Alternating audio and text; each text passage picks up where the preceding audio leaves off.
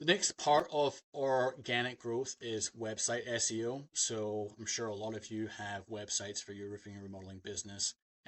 When it comes to website SEO, this is specifically for your website. It doesn't have to do with your Google business profile, but your website SEO definitely does impact your local SEO strategy as well. So both of them do go hand in hand.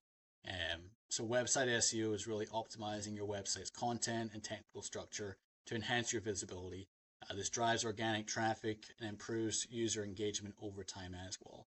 So when you think about your website, a couple of different things that you want to make sure are on your website to make sure it is optimized for search engines like Google, like Yahoo, like Bing. First one being schema markup. Schema markup essentially is code that you install on your website, and it really tells search engine crawlers like Google, like Yahoo, like Bing, they crawl all different websites that are published on the internet to ultimately say, what is this website about? Who's the business essentially, and how should I index this website accordingly based on search terms that people are searching for? That schema markup, and there's various different types of schema markup, whether it be your organization, whether it be the reviews that you have, whether they're Google reviews, your local business address, breadcrumbs to tell Google, hey, here's how my website is structured. Here's all the pages, here's the sub pages, etc., etc. Having that schema markup is important. It helps Google really quickly read that schema markup to say, here's what this website is about. Okay, great. We're going to take that information and then index this website accordingly and start ranking it for keywords that make sense against the schema markup. It's essentially spoon feeding Google to tell them, here's what we're giving you. We're giving you as much information as we can to make your job of indexing our website as easy as possible. If you don't have that schema markup installed, Google will manually crawl through your website, which is a much longer process, and then manually try and understand based on all the information that's on this website. And it's not, looking through the website like your eye would visually see the website. It's reading the code behind the website. So the HTML, the CSS, the JavaScript, any of the different coding languages, the programming languages that are a part of your website to try and understand what's this website about and how should I index it against different search terms that people may be searching for.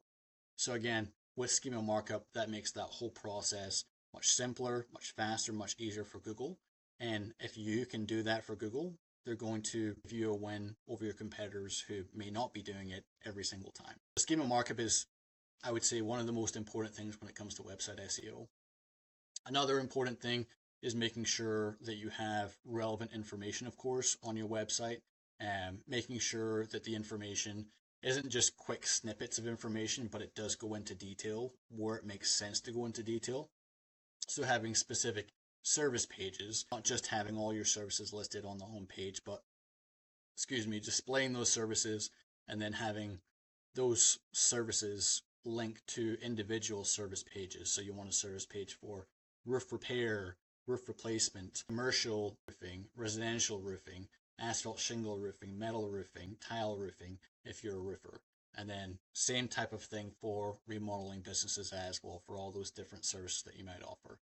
The more that you can create different pages around the services that you offer and who you are as a business, that's another big green flag for Google for ranking your website organically over time against your competitors. Another big thing is making sure that your headings are structured correctly. I see this happen a lot with multiple different business websites out there. Maybe they'll have, an H5, an H4, and then their H1, and then, an H3, so on and so forth. So an H1 essentially is your main title for the web page that's being displayed. You want to make sure that is the most relevant heading for your actual page that is being displayed that someone is visiting. Within that H1, you want to make sure you have, especially on your home page, what your business is. So you want to be, if you're a roofing business, roofing contractor. And then you want to make sure that you have the service area that you're targeting, your primary service area. So your full H1 could be roofing contractor in Birmingham, Alabama. you don't want it to just be that. You want to be a little bit more creative with it. So maybe you could say, best local roofing contractor in Birmingham, Alabama, for example. Adding keywords that make sense that people are searching for in Google in your service area to find businesses like yours will really tie your H1 back to that search result. Again, Google is actively looking at that H1 to say, here's what this page is about. So let's try and index it against keywords, search terms that people are looking for. And the more that you can create that match against those search terms that people are searching for, the more likely your website is going to show up against your competitors. There's multiple other different SEO techniques to improve your search engine optimization over time against your competitors. I won't go into any more detail, but schema markup, headings, and then making sure that you have enough relevant information where it makes sense on your website for Google to really see this is a business that really cares about their website, their presence online, and they're giving as much information that makes sense, again, to people who are looking for this service online.